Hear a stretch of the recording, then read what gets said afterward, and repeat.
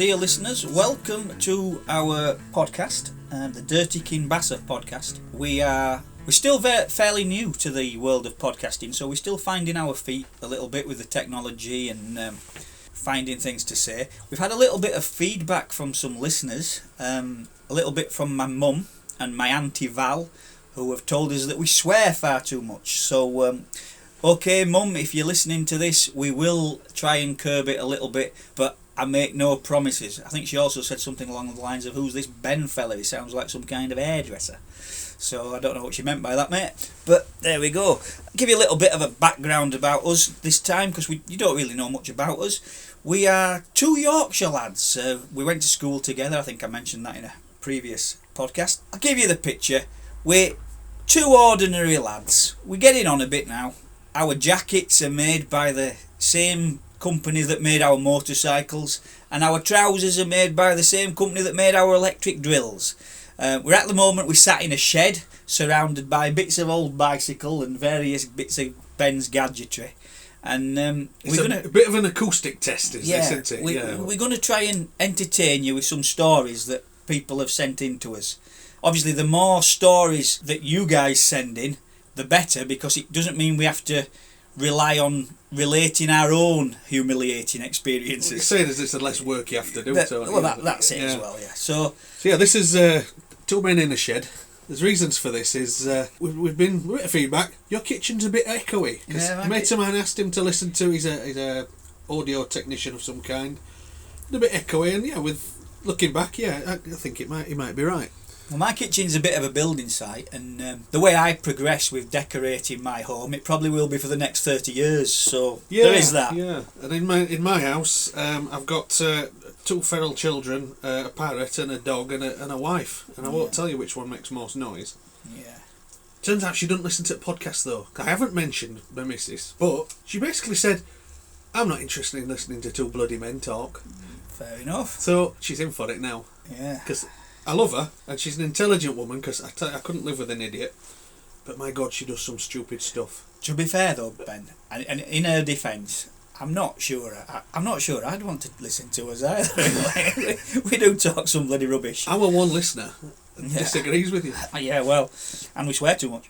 Yeah. So one of her stupid things, which she did, she was cold. She's a tropical animal. She's from Thailand, so we've got to keep her warm. She's there in her little jogging bottoms and a tiny top, saying she's cold. So I said, well, you've got that thermal onesie, why don't you go put that on? So she went upstairs, come back down, with just that on. And I said, the thermals, they're a layer thing. You've got to get layers on, I'm sat here with a thermal top on and a t-shirt and then a thicker top over the top of it. But no, she's gone and taken everything off and put this thermal onesie on. No, go back. So then you go back and put a bloody crop top over this thermal onesie. It looks a pillock. And I can't get through to her how to stay warm. So she turns central heating up, and then that carries on another end of argument then, doesn't it? No, heck. Yeah. Maybe you should go on holiday to Norway as a learning experience. Yeah, she actually just mentioned Lapland yesterday. It's only $5,000, so that won't be. Actually, to be honest, the Norwegians made me a bit cross recently. I was reading an article, and I'm quite a patriotic fella, me. I'm not one of these. I've not got a bulldog tattooed on my chest and an England flag, and I don't get pissed on St George's Day just for the sake of it. But at the same time, I'm quite proud to be British. And I understand the Norwegians refer to us as a nation of child beaters. And now I know it's illegal to smack your kids these days and things. And Scotland have just been recently in the news about it, isn't it? So if you're gonna give your kids a clip round here, do it before you cross border. But obviously they're a very different nation, Norway. They have no juvenile crime, which we have over here. But of course they have no juvenile crime. For half of the year, it's below freezing, even in the south of Norway, isn't it? Not just below freezing, is it? Well, this is it. If you go out in Norway without gloves, you're going to lose fingers. So, yes, people aren't loitering in bus shelters, kicking wheelie bins over and things like that, are they? So, it's like judging a different planet almost, isn't it, by their own standards. If you're sat in a bus shelter in Norway at -40, you'd stick to the seat, wouldn't you? Of course you would. You can't kick a wheelie bin over that's frozen to the floor. That's right. You don't... talking about, antisocial behaviour, if you're out on the lash in a Norwegian town, you don't go down an alleyway and whip your willy out for a wee, do you? Come back minus a pound. Exactly. You don't last place you want frostbite. So, but yeah, I'm just reading that they consider us to be quite a despicable nation in regards to our juvenile crime and things like that. But of course, they do live in the Arctic Circle, which kind of curbs things a little bit, doesn't it? Have you got a story for us? I'm going to tell you a little embarrassing moment I had as... Because you mentioned their motorcycles. Yeah, I had my first road bike, an AR125, a little green and white Kawasaki, which, given that I was hammering in gym at the time, I made it look a bit like one of the mini motos. Oh, bit of a classic though now. Probably, yeah, probably quite rare, because they had a tendency to blow themselves apart, so they just got scrapped, weren't they? Mm. Anyway, young motorcyclist, passed my test maybe 2-3 weeks. 17, young and daft. Coming home from work, Ripondin Bank. Now it's a long climb up that long hill, and it's gradual climb. I'm climbing up and I'm thinking, a bit misty up here. A bit mistier and mistier. I'm thinking, good God, we must be in clouds when we get to the top of this hill. It were scarily foggy when I got up to Barkisland, and I've never known anything like it. I got to the point that instead of looking forwards, I was looking down at the white line to keep going, and I can't have been doing more than 5 miles an hour. Shitting myself. Never seen fog like it. Yeah. And as I left Barkisland, there's let's say it's 90-degree nearly right hand corner, and I lost the white line, and I went slower and slower, and the next thing, my front wheel nudges the curb, and when you glance a curb, there's no recovering, is there? You go down. So down I went, and not moving any, probably only 3 miles an hour by this point, 'cause it was that bad. I tumbled down onto the pavement, pissed off because I just scratched my new bike, stood up, flipped my visor up. It took my breath away because there was no fog.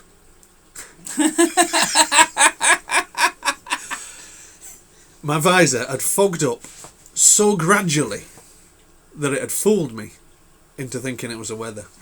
And I look back now and think, what a stupid bastard. You fool. I know. And at the time, I told nobody because I was so ashamed. Well, I've ridden my bikes a few times in some very, very bad weather. The worst, I think, was a couple of years ago. I was riding with my mate Phil, and we have quite big motorcycles. Big, expensive motorcycles. You don't want to be laying them down and dropping them if you can help it, But firstly, because at our age, we ain't going to pick them back up. That's you're gonna need your mate to help you. But a few years ago, again in Barkisland, the rain got so bad, just couldn't see a thing. I don't wear a visor. I wear an open-faced helmet and a pair of goggles. And I took the goggles off. The rain was hitting my eyes that hard, I couldn't see.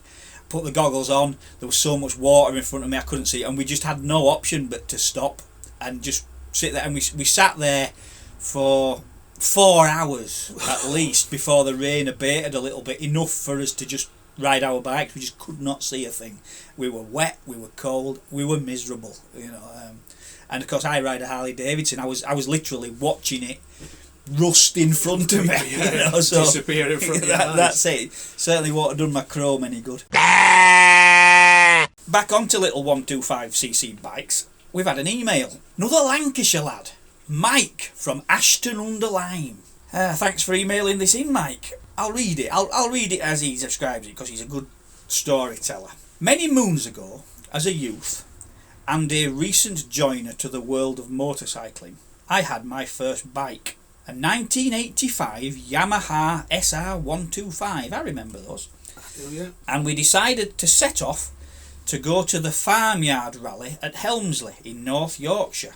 I've been there a few times as well. We've had some parties there. The ride from the Manchester area was brilliant, though being on 125s and with L plates we had to stick to the A roads. But on my trusty steed, full of piss and vinegar, we set off in the 20-odd degree heat at 9 a.m.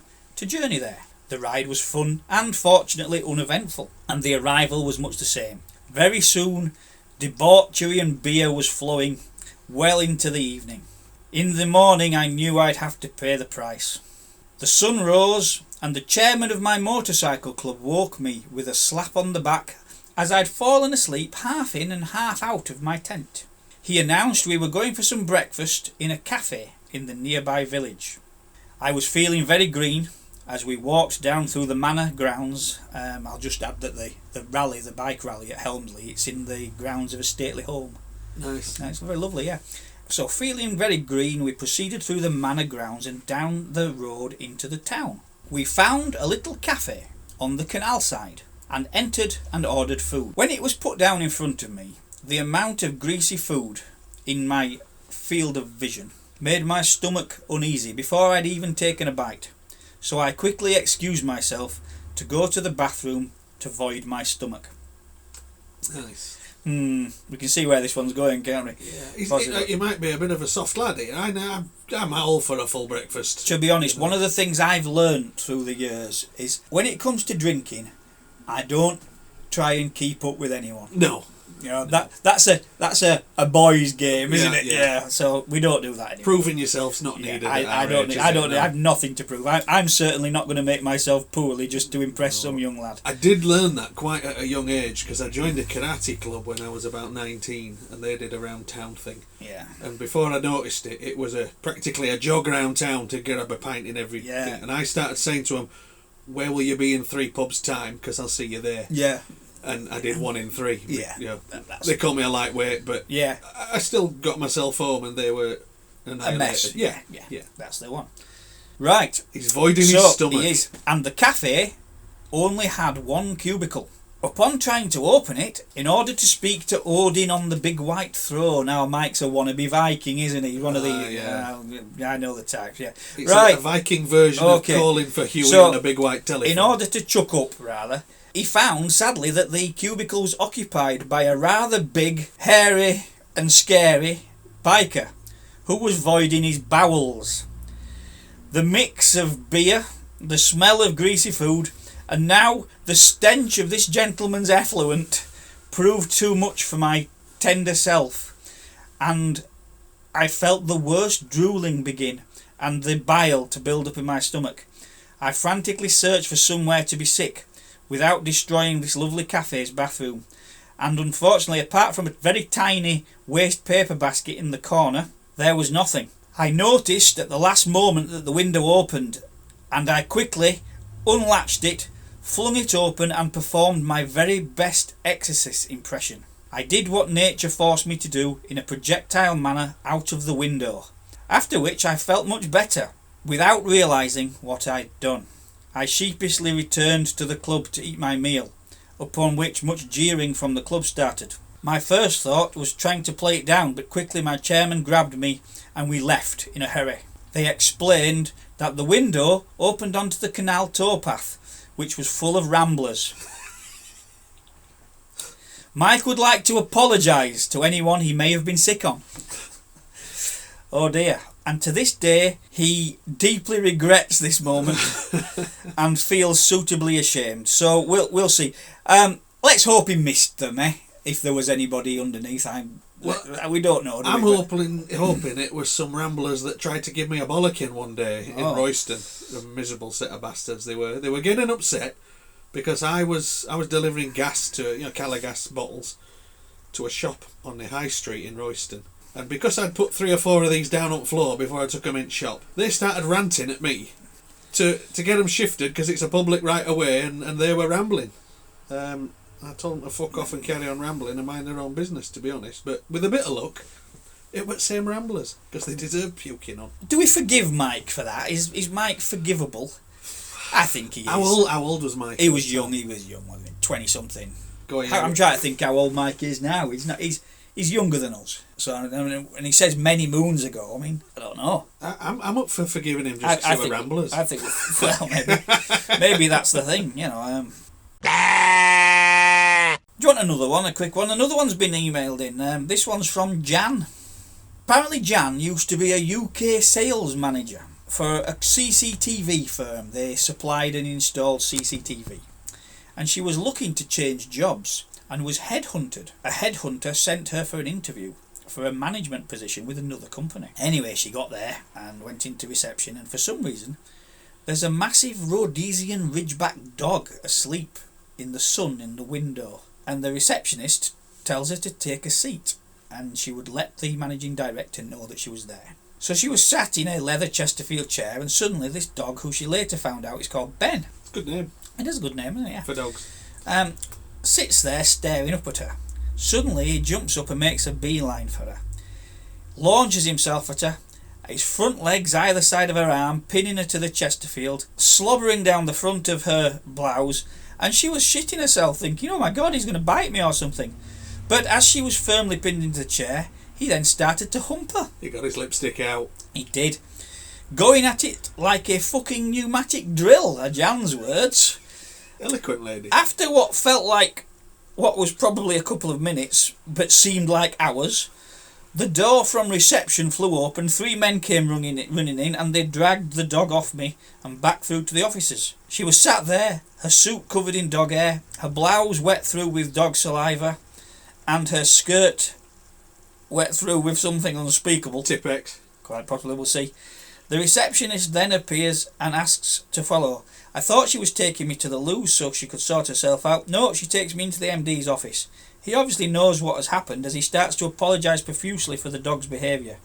He even said, and this is the dog owner's one everywhere, he's never done that before. Oh, yeah. Yeah, that's what they say, don't they, when the dog savages a poodle or something like that in the park, you know. That's the one. That's the one, yeah.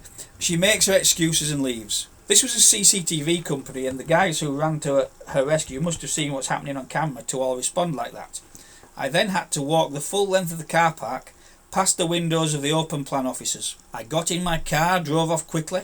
10 minutes after, I pulled over in a lay-by, shaken a little, and phoned my partner to tell him what happened. As I'm talking to him, something catches my eye, iridescently shining in the sun. A dried up streak of something, the whole length of my right thigh. I never rescheduled the interview. Poor woman. I feel bad for her now. That's not funny. It's horrific.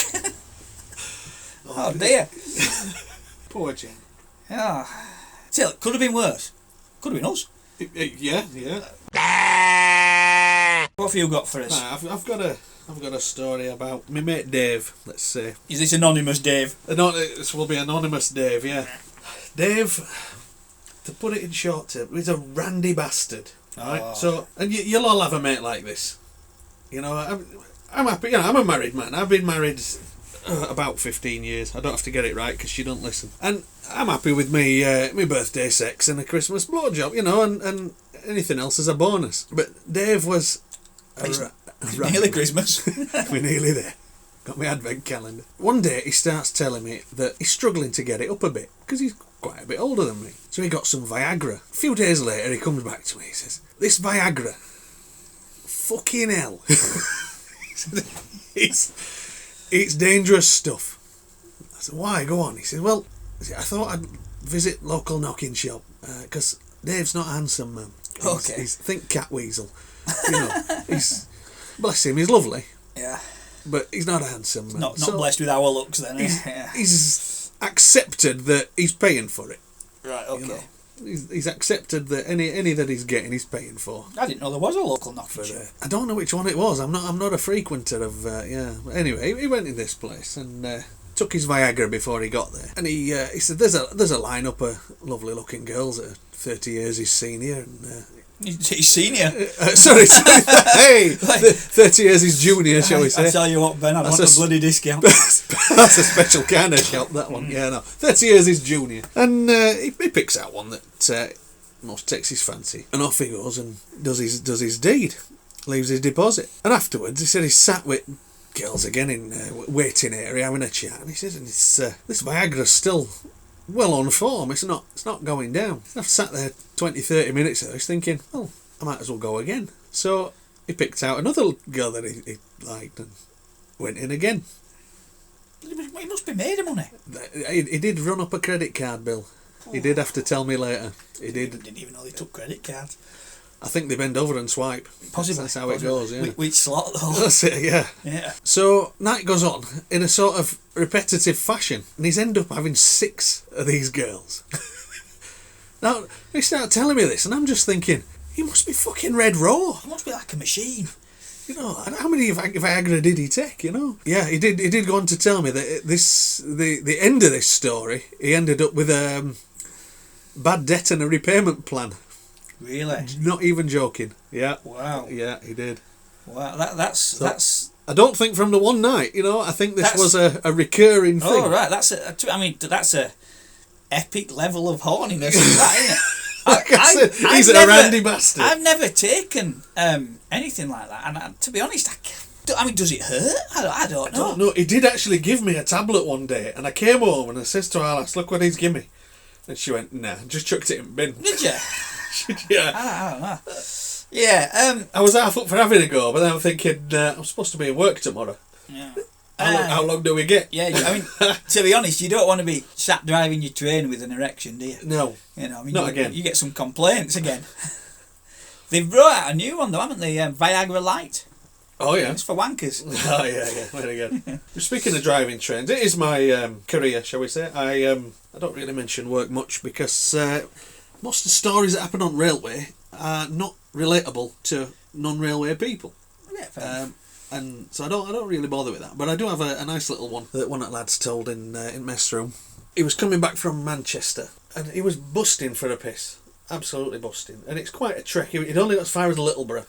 So you're only halfway really, just about to climb Pennines there. I don't know why he didn't just stop at Littleborough a minute. Trains have a toilet. Grotty as they are, it's better than pissing your pants. Yeah. But in his infinite wisdom, he thought, it's a long way now from Littleborough through to Todmorden, so I'm going to open this window whilst driving train really slowly, put my cock out and take a piss. So he stood up there, and it's a bit funny for putting in position when I think about what he's telling me, because windows are low enough, but you've got to keep your foot on a pedal, otherwise train stops. So he's got to have been tiptoeing this pedal to get his todger out at sliding window that he's made. So he's done this position and he's powered away from station so nobody's seeing. It's pitch black up there. He said he just sort of pushed himself to edge at train and he's, oh god, you're 4 pints of piss. And train's accelerating slowly at this point. And what he doesn't realise is because a big slab end of a train, they're quite air turbulent. Yeah. So even at slow speed. Yeah, it's a big slab end, it's 7-8 foot wide and 13 foot tall.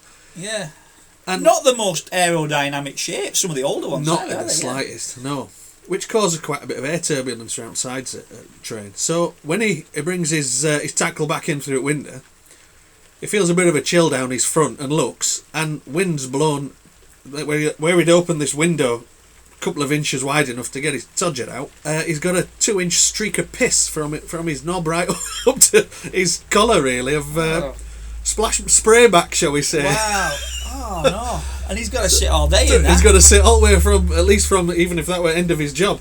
He's still got to travel from Littleborough all the way back. That's if he's brought spare uniform. Yeah. I mean, do they have showers and stuff? And they do have a shower, but he's still got a good hour.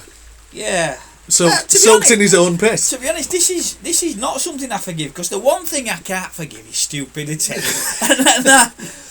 He's not a stupid lad, like our lass. Not stupid, but does stupid things. He's not stupid, as you say, but that is stupid. It's a stupid thing, yeah. Great. Yeah, so, on those wise words, I never bothered trying to piss out of a train window. I just go to the toilet. You'd be better with a pop bottle. You would. You'd be better going to the bloody toilet. There's a toilet. How private is the screen? You can't see through. You could have a bucket in corner. Yeah, you could. Couldn't you take a bucket in corner? But 50 feet behind you, there's a bog.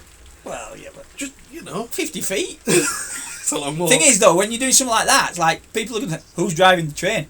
You do it at a station. It wouldn't keep going. I bet there'd be some that'd risk it. Oh, it's 2 minutes to next signal. I'll be all right. But as soon as you take your foot off that pedal, it stops. Does it? You got about 5 or 6. So most train drivers, I imagine, have a brick in their bag. Well, no, because it's got also what they call vigilance. And if none of the controls are moved for about 40-50 seconds, it starts beeping at you. And if you don't, then release that pedal and press it again, or it then stops again. There's a lot more to train driving than I thought. There is. You don't just press a button, do you? No, I've heard loads of people say they practically drive themselves, don't they? And I've heard it that many times now, I just say, yeah, it does. I just sit here drinking coffee and see if I can get crossword done between Leeds and Manchester. Yeah. Because there's that many people think they're on autopilot. Yeah. When in fact, if you've got cruise control on your car, you've got more electricity than a train has. Right. Yeah. Well, to be honest, I never liked cruise control. Oh, I love it. I love it. I never trust it. And you've got these cars now that can't drive into back at other car. I've had one. Yes. I don't trust them either. Well, I do, and I'll tell you why. I've only had one, and our lass says, can I drive it home? And we bought it in Blackburn. Oh, yeah, okay. Get familiarity with it. She's a good driver. I made her learn in a Land Rover 110. And on the way home, you come up from, again, from Littleborough up to the top of Ripondin Turn, and it goes 4 lanes into 3. Aye. And a van came down 4th lane. We were in 3rd lane. Van came down 4th lane, and he got half at way past our car. Yeah. And swerved into 3rd lane. Yeah. And that car stamped on brakes and saved us having a crash when we'd only owned car 40 minutes. Great. And I went, wow, that's amazing. It's Well, very clever. My brother has a Mercedes. Very nice car. Lovely. Very expensive car. Very smart. Executive thing. I don't know what model it is. I'm not a car person. It parallel parks itself. Oh, mine does that. And it feels weird because what you're supposed to do is just do the pedals and not touch the steering wheel. But it feels strange. You just don't. You'd probably get used to it, but I haven't. And one time I drove it, and he's there in the passenger seat shouting at me, saying, "What are you touching the wheel for? What are you doing this?" And I'm like, "No, because I'm driving." I just have more confidence in myself than I have the machine, and it's because I've never driven anything like that, really, isn't it? It's because it's all new to me and things. But yeah, I'm not a convert yet. I don't like the self-park thing, but I do like, because on that car that saved itself, it did have adaptive cruise as well. Right. So you set it to 70 on motorway, somebody in front of you at 60, it'll just come in and sit 2 or 3 seconds behind them at 60 until they've moved out of your lane, and then it'll accelerate back to 70. That were really nice, but it did take a bit of a leap of faith at the beginning. But no, I very rarely use self-park. I find it's a bit of a faff. I can have it parked by the time I've thought about sorting self-park out. That's it. I mean, I found the same thing. The car has like a green triangle, and if the green triangle comes up, the parking space that you've just gone past is big enough. Yeah. I went past one and the green triangle went up, but I reckon I could have still got it in. I live on a terrace street where parking's a premium. You get good at it. Yeah, yeah. You know, it's the sort of street where everybody thinks they own the bit of road in front of their house, so they will park there. That's it. No matter, and they'll waste half a space to do it. Yeah, that's exactly the problem I have, and it's actually something that gets me on a rant, and it's one of the reasons that many of the neighbours don't like me, because I think, to be honest, I'm the kind of person, Ben, you've known me long enough, if somebody's been a dickhead, I'll tell them. Yeah, tell it as it is. I'll tell, you know, like, they're leaving 3/4 of a car length between the cars. If you're on the end bay, at least park up to the line. Yeah. The fact of the matter is, if my neighbours parked considerately, they'd you'd get 4 more cars down that side. Yeah. You know, but they don't. No. And not only that, you live in a terraced house where there's no off-street parking, so you have 1 car. No. He's got a car. Wife's got a car. Daughter's grown up. She still lives at home. She's got a car. And boyfriend turns up to visit, right? And then I come back. 3 carrier bags full of shopping and 2 kids, and then they wonder why I'm swearing at them. I think it's just rude. I hate my neighbours. I do. They're just inconsiderate bellends. We've got one of them, instead of letting his dog shit in his own garden, lets it out onto the lane. You know, I've several times I've posted it back through his fucking letterbox. Well, rightly so. So he's moving out now.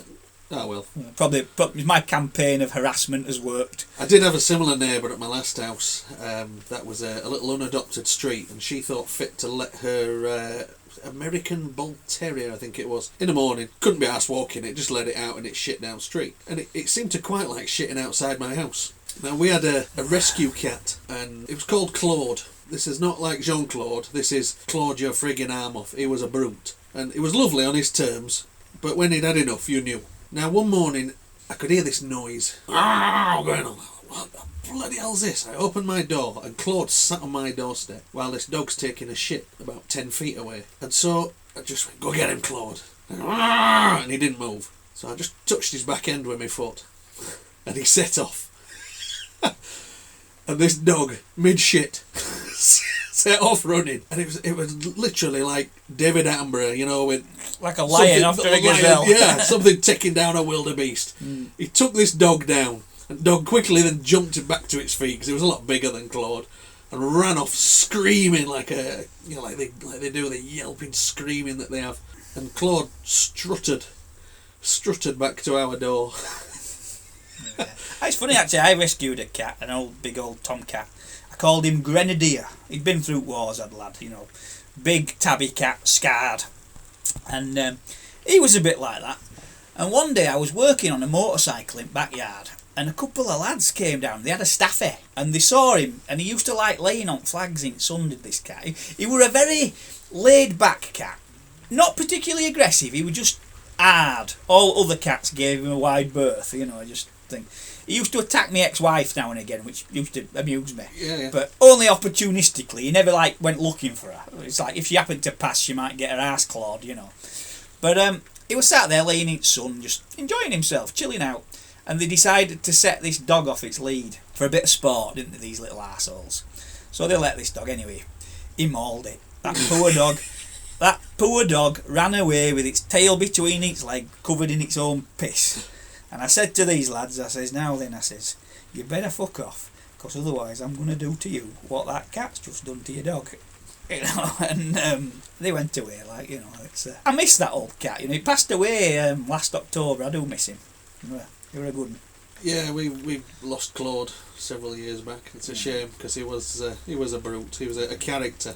He were a nice cat. He used to go around all the shops in Elland, he always knew he'd get a bit of fuss and an head scratch from girls in travel agents and stuff like that, and used to go and sleep in florist or go and sit in window at charity shop and stuff like that. Everybody knew him, so he were quite missed by a lot of people when he went. See, cats don't have owners, do they? They just did it on they have a territory where they've got several places they visit. Yeah. If it's beneficial.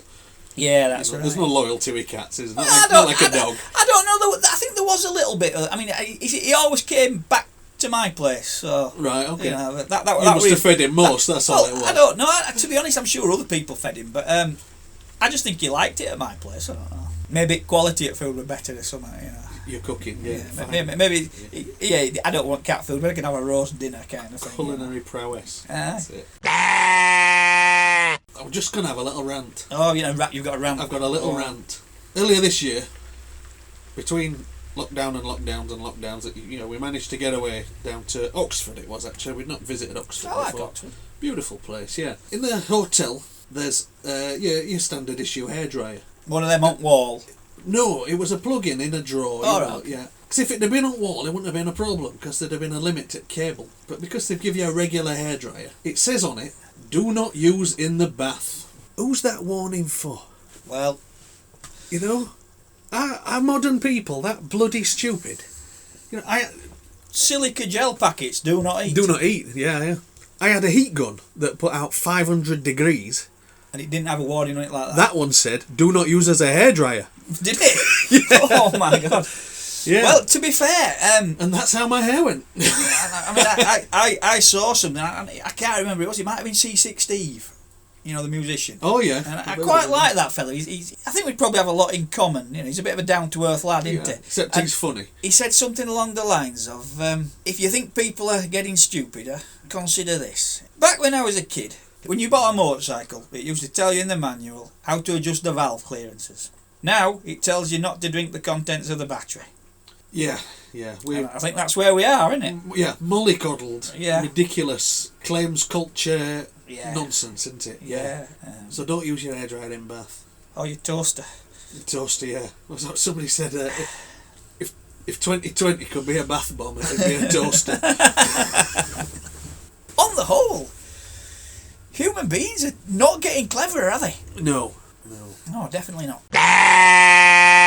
Yeah, you better give them email address as well, otherwise we'll have no stories for next time. We do. It's dirtykinbassa@gmail.com.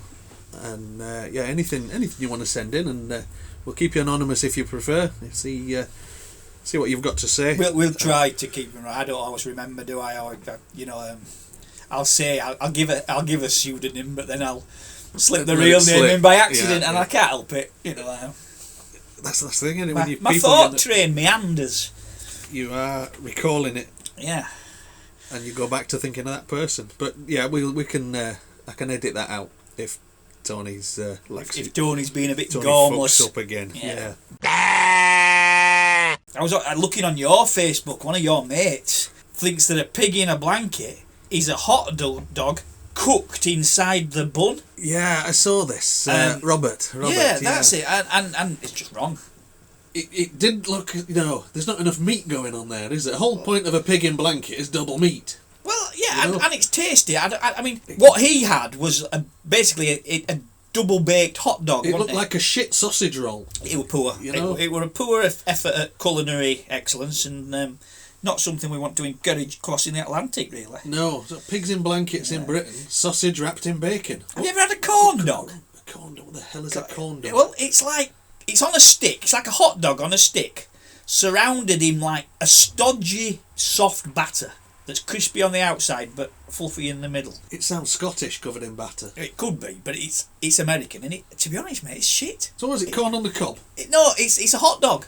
It's a hot dog, right? In like so a what's corn, the corn? in like it's like a corn bread, like a corn batter. Okay. It's not good. No wonder they're all so bloody fat. Well, I don't know. We can't talk. Athlete. Yeah, well, You said you were coming to join my sumo club. You haven't turned up. we could do it in a pub car park. Yeah, that's the point. We're not allowed to do it. Chalk lines on floor, yeah. Socially distanced sumo, how will that work? Poke each other with brushes. Verbal abuse. Yard brushes. Try and push each other out of a circle with a yard brush. To be honest, it's seeing you in a sumo thong. I think I'm going to say you've won and I'm leaving. You've thought about me in a sumo thong far too much, I think. To be honest, I bought myself some new trousers the other day.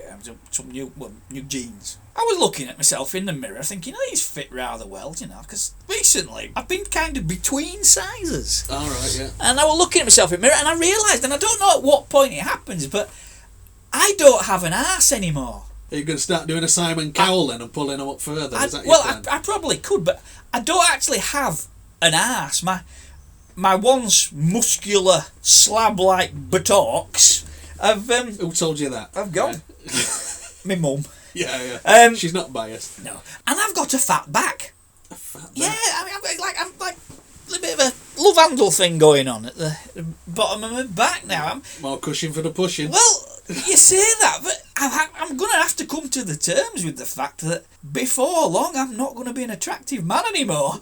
How long have you been in denial? I don't know. Auntie Val says I'm a special soldier. You haven't mentioned Auntie Val Have before. you not? Doesn't everybody have an Auntie Val? No, I don't have an Auntie Val. My Auntie Val, she's lovely. She's not got a malicious bone in her body. Auntie Val, she's lovely. She's a proper lovely Yorkshire auntie. Daft as a brush, mind, but Has she got any stories? I'm sure she will have.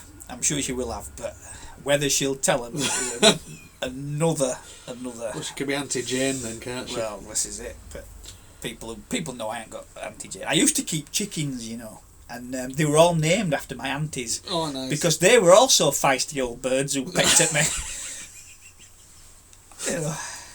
But it was quite funny. The few neighbours that liked me used to laugh, and when they used to hear me calling chickens with a bit of corn, and I were in the backyard, Valerie, Denise, come on, Jacqueline. Jacqueline weren't bugger. She used to attack everyone. A bit like me Auntie Jacqueline, she's really feisty. Well named. Yeah. So, dirtykimbasser@gmail.com if you've got any stories for us. You know the level. Yeah, we've pitched, haven't we? Being cheering on someone's shit. We've had being sick on ramblers. Yeah, we did have another one. A fella.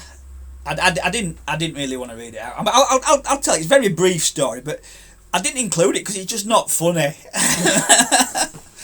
Is it a cruel one? Well, I'm going to be cruel because he'll be listening. But he sent in this story. He says, I sold at a car boot sale a Stanley Toolbox and was given the exact same Stanley Toolbox as a Christmas present by my brother-in-law. Somehow it had got a circle. But at the same time, it's not very funny, is it? How did you know it was the exact same one? Markings on it, his initials, Right, okay. Tradesman. I have some tools that are marked. Etch the name. I've got a strap-on, a strap-on, Where you a going? a snap-on screwdriver. Okay. We'll edit that out. I've got a snap-on screwdriver that says Dave on it. Okay. I don't know where that's come from. Dave. Well, I don't know which Dave. Lifetime guarantee. They are. A lifetime. Good paying it. Good screwdrivers, these strap-ons. Yeah. So I'm just going to tell you a little thing that happened the other day, which basically exercise is dangerous. That's what I surmised from this. And look at your mate at Knocking Shop. Yeah. The debt he ran up with all the exercise. Exercise. Yeah. No, I mean I did doing a shoulder at karate many years ago, and the other night, Alice has got one of them hula hoops. And now I'm not talking like these skinny little hula hoops like you used to have at school, you know, like the thickness of a drinking straw rubbish. This is a weighted thing for exercise. God, that sounds like hard work. I could never do hula hoop. I couldn't, but I can with this one. But I don't. So she's in the middle of the living room. She's positioned herself nicely away from TV and Christmas tree and everything so she won't knock anything over, you know. And she's hulaing. Fantastic. This thing weighs quite a bit. It's probably 1 to 2 kilos, which, you know, bear in mind the speed it's going round is quite a weight. Centrifugal force. Yeah. And I stood up from my computer desk and I'm going to go make a coffee. And I turned round and faced her and I said, oh, okay, this is like something out of Krypton Factor. I've got to time this to get through. And so I stood behind her and I'm thinking, she's going too fast here, I can't get through. And she realises then I'm waiting for her. And I don't know, subconsciously or what, she moved back a little bit. Just enough to smack this hula right onto my cock end.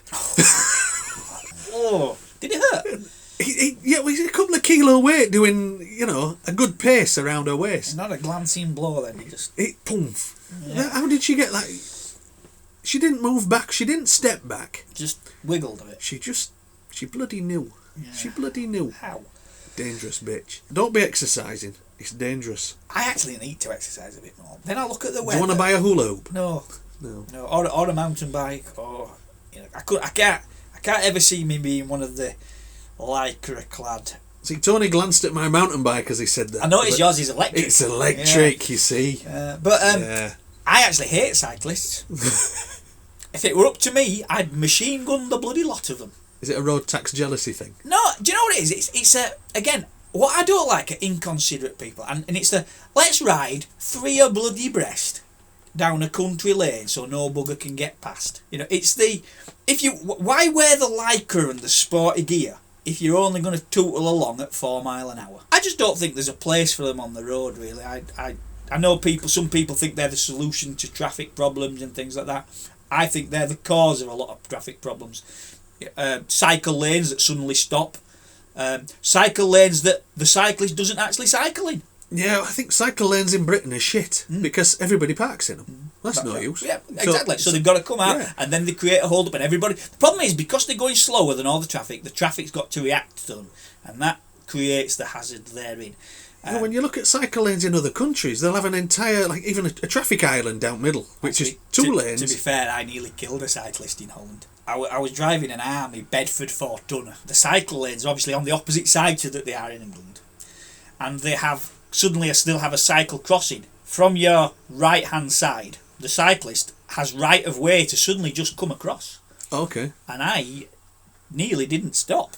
You know, was that because you didn't know he had right of way? Or? That's right. I didn't realise he had right of way, and he suddenly just swerved out in front of me and crossed the road at this. I mean, don't get me wrong, there were markings there, but it caught me out that first time I was driving a wagon in Holland, and I nearly killed the bugger. I think I stopped about 4 inches from his back wheel in the end, you know. Snug. Yeah. That moment that he realised adrenaline's brown. Yeah, and do you know what? I don't think he was actually aware that I wasn't aware, if you remember. Okay, yeah. So, I mean, I got away with it and no harm was done, but it was a learning experience for me. But because it all works over there, because they kind of culturally in with it, whereas over here the cyclist is another hazard on the road, isn't he? Yeah, and I'm going to try and bring a bit of balance to this, but there's dickheads on bikes, but there's some dickheads in cars as well. Oh, of course there are. There's some roadworks just down road from me, and it's 3-way because there's a junction. Come through them. That one. I went down there other night. As you turn right at these roadworks, there's parked cars on the side that you're on, and the queuing traffic's on a free lane. Yeah. But instead of actually applying an ounce of intelligence, they just drive up and block it and then sit there staring out the window like it's nothing to do with them, they've never done anything wrong, and it'd be incomprehensible for them to admit, and reverse up 30 feet. You know, it's unbelievable. But also stupid people are. A lot of it, especially when you dip down into the bottom, a lot of it is not helped by the fact that people think, I've got to park my car directly outside my house. Yeah. The roadworks people had to put cones outside those houses to stop them parking there. Yeah. And then residents just went, nah, fuck that, and moved cones. Yeah. Exactly. We don't help ourselves, do we, sometimes, as human beings? I mean, this one particular woman that followed a pickup through, clearly she shouldn't have gone through. There was room for one vehicle, and then she should have sat back behind these, say, I think it was 3 parked cars. But no, people drive without looking beyond the end of their own bonnet, don't they? As I say, yeah. You know... Don't we? Do you know what we said? We sounded like me dad. At what point have we become me dad? I don't know. This is... My dad has a right good rant about potholes. Yeah. Pothole... Oh, the other one. That woman has no spatial awareness whatsoever. You know?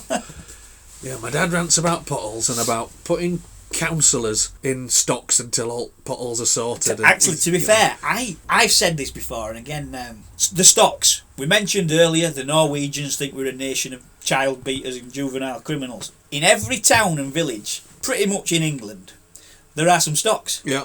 You know, some of them are in better repair than others, but any stonemason or joiner could very quickly put them right, couldn't they? They could. For half day's work. I offered to pay. They've a village Facebook group, and local scrot were doing his thing, and I said, I'll even pay to refurb. And I'm not even saying we go back to like the Middle Ages where they put them in stocks and beat them with sticks and threw stuff at them and bummed them.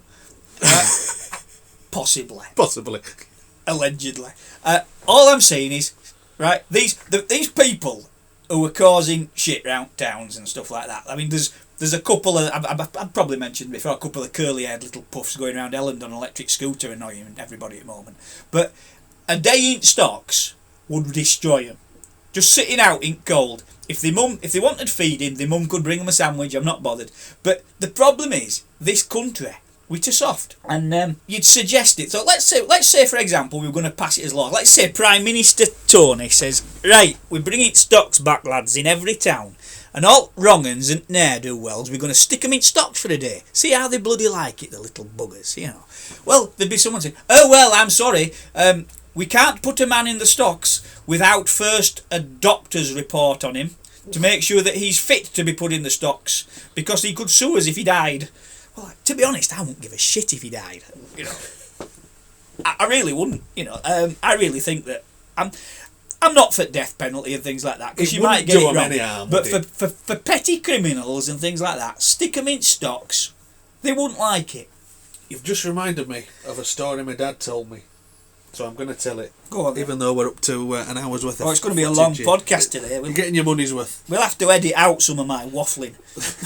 So, my dad was a race mechanic, and he frequented Isle of Man and what have you. And there was one particular bloke that they used to go over there with, and my dad described, he was a drunken lout. Right. You know, and Isle of Man were quite late to stop doing the flogging. Oh, they used to, birching, wasn't they? Yeah, on Isle of Man. I think they called it birch, but I don't think it was actually a piece of birch. But anyway, they hit you with something that hurt. So... they were out pubbing it, you know, as they do. It must have got a bit rowdy, and local Bobby turned up, and my dad's mate knocked his helmet off. Pissing about, drunken idiot. They didn't fuck about. He were gone, back at car, gone. And efficient over there, not like over here, where you wait for a court date and stuff. No. Next day, yeah.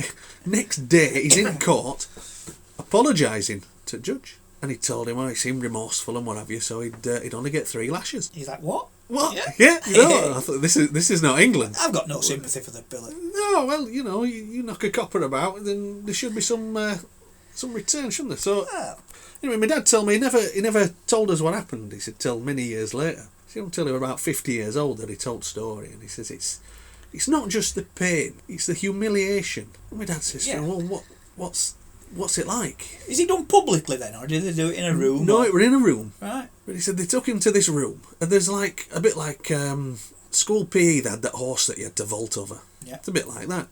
And they said to him, "Take your pants down, because it's on his arse." All right, they do it on your ass. On his arse. Take your pants down, bend over that horse, and then this other copper walks into the room, ducks under the doorway as he comes in. A mountain of a man. Big guy. Big lad. And he just says, "All right, son, I'm going to split you in 2.